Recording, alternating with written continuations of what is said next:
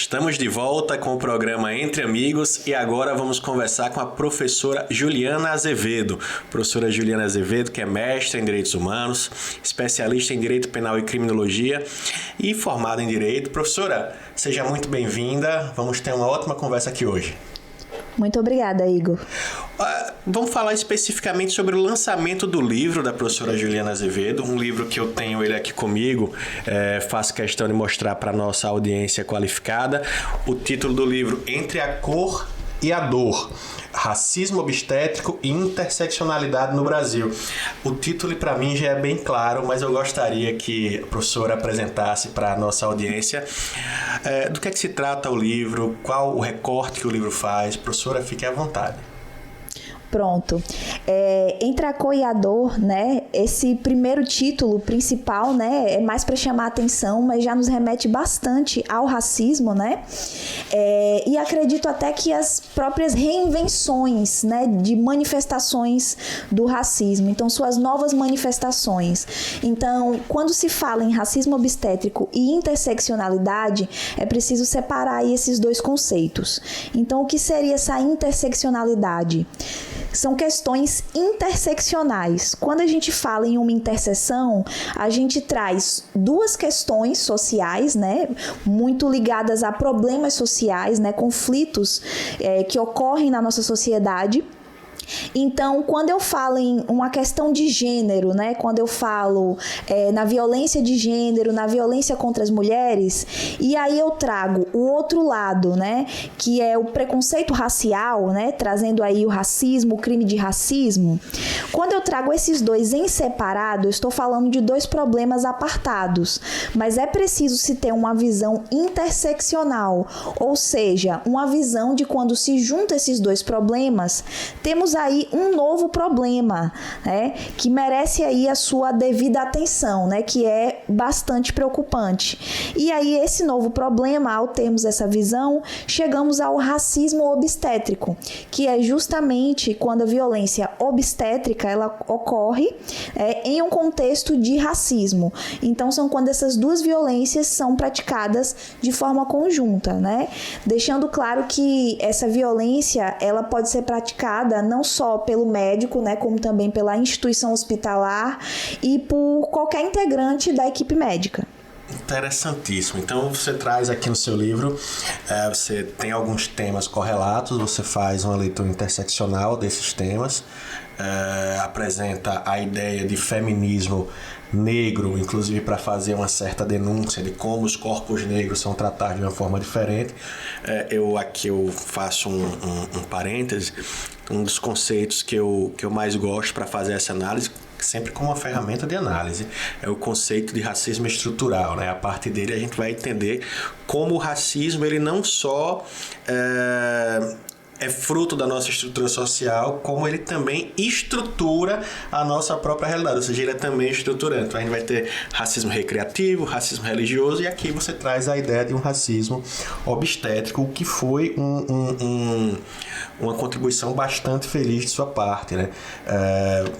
Por que você chegou à conclusão de que há um racismo obstétrico? A mulher negra, ela é vista, assim como o homem negro também, como se ela suportasse mais dor? Na verdade, ocorre sim essa visão, né, de um maior suporte à dor, né, que é uma falácia, né, infelizmente. E aí o que acontece? O racismo ele está sempre se reinventando, né? Como você mesmo mencionou, né, ele ocorre de forma estrutural. Já falamos em racismo recreativo, muito fala-se também em racismo religioso, correto? E como que acontece essas novas formas de racismo? Como elas são criadas? Pelo Pacto da Branquitude, que é um conceito aí trazido pela professora Cida Bento. Como ocorre esse pacto, né? Ele não é um pacto, assim, uma conversa expressa, né? Mas é meio que um acordo tácito, né? Então, é um acordo que as pessoas agem em prol daquilo, sem precisar se combinar verbalmente. Então, as pessoas que são racistas, né? Que propagam o racismo, elas têm esse pacto, né, de seguir trazendo novas formas de racismo.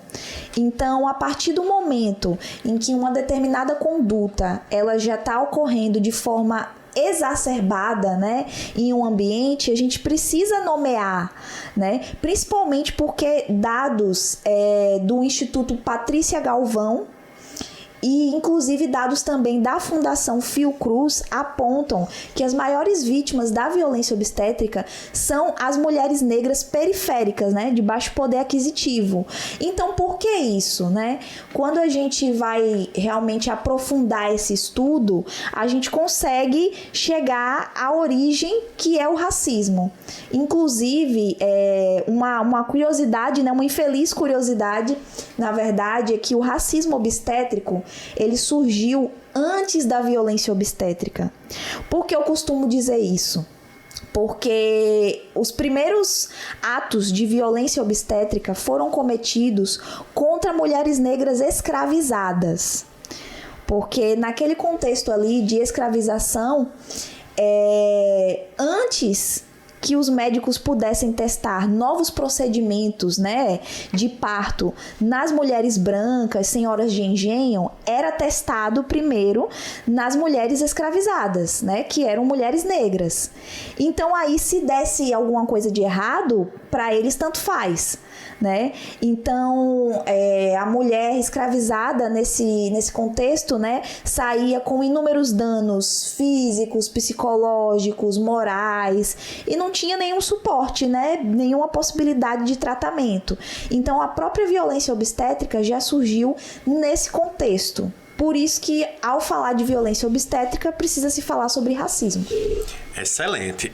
Uma das suas referências para a construção do livro foi a Angela Davis, né? Então você fala aqui sobre mulher, raça e classe, e eu vejo que você conseguiu fazer uma conexão muito interessante. A interseccionalidade está ali claramente presente. Seria mais ou menos como verificar que a mulher ela é vítima da violência, a mulher negra é duplamente vítima dessa violência, a mulher negra e pobre ela é triplamente vitimada por essa violência. Aqui está desenhada a interseccionalidade dentro da ideia do racismo obstétrico? É uma perfeita definição. Aí, por exemplo, temos várias interseções, né? Temos o fato de ser mulher, o fato de ser uma pessoa negra e o fato de ser uma pessoa de baixo poder aquisitivo. Então, aí podemos enxergar várias interseções. E aí, nesse contexto, né, ainda que o meu livro, que foi resultado da minha dissertação de mestrado, ele foque, né, na mulher cis negra, é importante também mencionar, inclusive eu tenho algumas passagens no meu livro que eu falo, que outras pessoas também sofrem, né, a violência obstétrica, né? Então, mulheres indígenas, pessoas com deficiência, a população LGBTQIAPN+, né? Principalmente as pessoas trans. Então, é importante a gente pensar nessas outras interseccionalidades também. Professora, eu particularmente acho que essa é uma contribuição fundamental. Eu queria saber, imagino que a professora tenha sido convidada para falar sobre esse livro em alguns espaços, como fui convidada para falar aqui. Imagino que em algum momento seja um pouco difícil de introduzir essas discussões, porque há uma certa parcela da sociedade, sobretudo a partir dessa ideia do pacto da branquitude, né? Que também já foi chamado de pacto narcísico, de qualquer forma, que não reconhece ou não percebe esse tipo de violência. Tem alguma dificuldade em introduzir essas discussões? Há sempre aquela pessoa que acha que não existe racismo no Brasil ou que não existe violência obstétrica também? Olha, existem essas pessoas, né, mas assim, pelo menos até onde eu já fui, né, para falar dessa temática, o público sempre muito consciente, muito assim de mente aberta, né, para conhecer as diversas formas de violências, de violações dos direitos humanos. Então, por enquanto, eu ainda não tive com esse público, né, que pensa que o racismo não existe, né, enfim, que seria um tipo de frescura, mas eu noto uma certa dificuldade, não sei se essa seria a melhor palavra, né? Mas eu noto um certo ponto toda vez que eu vou falar sobre esse tema, né? Principalmente quanto maior for o público. É sempre um tema sofrido. É sempre muito sofrido. Então, muitas vezes, se eu for para um evento, né, que vai ser falado de diversos temas, né, correlatos ao direito, quando chega no meu momento, no momento da minha palestra, né, e eu tento ter muita sensibilidade com isso, eu noto muita emoção do público, né? Principalmente de mulheres, mas às vezes de homens também, né? Porque acompanharam aí, foram acompanhantes de parto de suas esposas, de suas namoradas, companheiras, enfim. Então eu noto muita emoção, eu noto uma expressão sofrida mesmo nas pessoas quando eu começo a falar sobre esse tema, né? E aí eu acho que qualquer professor, estudioso, precisa ter muita delicadeza para poder falar dessa temática, justamente por tocar o público nesse ponto tão sensível. Excelente, é um trabalho que cumpre o papel de dar visibilidade a um tema extremamente importante. E dar visibilidade é talvez um dos passos mais importantes, né? É fazer com que o tema ele seja visível e passe a ser enfrentado. No seu livro você conseguiu dividir, você conseguiu explicar bem o que era o feminismo negro, o que é o feminismo negro, a partir daí a ideia de violência obstétrica com o elemento raça, mas você também fala das proteções legislativas, né? Em que pé que está isso? Como é que o direito protege a mulher, sobretudo a mulher negra, desse tipo de violência? Pronto, ainda estamos andando a passos de formiga, né, com relação à violência obstétrica e principalmente com relação ao racismo obstétrico, que é pouco falado, né. Importante também mencionar que, apesar de eu ter escrito um livro, né, sobre esse tema, eu não inventei esse tema, né, esse termo, né, digamos assim, eu não cunhei ele. Ele é um termo que, pesquisando na internet, acha tranquilamente, né? A questão é, né, quem vai escutar esse termo, né? Justamente para ter essa curiosidade de pesquisar, de estudar. E aí o que acontece? A própria legislação, né, tem muitas lacunas a respeito disso. Então, não temos uma lei federal a respeito, né, de nenhum dos dois temas, nem do racismo obstétrico, nem da violência obstétrica. Temos algumas leis estaduais, uma das primeiras foi a lei estadual de Santa Catarina, agora recentemente também tivemos aprovado, né, foi de autoria da deputada Linda Brasil, a nossa lei estadual de Sergipe para o enfrentamento à violência obstétrica. E aí é importante mencionar também que dentro da lei, né, tem um artigo que menciona que todo o tratamento dado à gestante durante todas as fases do parto, né, seja no pré-parto, durante ou após, precisam ser condutas de tratamento antirracista, né, não transfóbico e não capacitista. Então, temos essa lei aí agora recente, com relação a enxergar a violência obstétrica ou o racismo obstétrico como crime, né? Ele não está tipificado no Código Penal, né? Então, apesar de, pelo senso comum, né, a gente considerar que é um crime, né, é uma violência gravíssima, mas não está aí no Código Penal.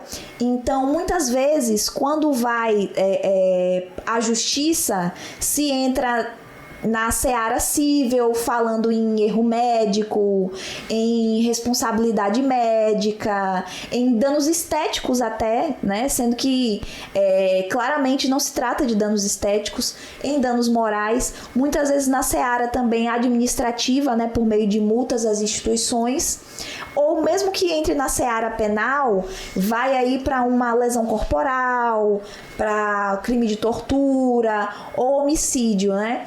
E eu acho isso preocupante porque, assim, nós já falamos, né, legislativamente em feminicídio. Então, eu acredito que está na hora também da gente se falar em um crime de violência obstétrica e trazer aí um agravante no tocante à raça.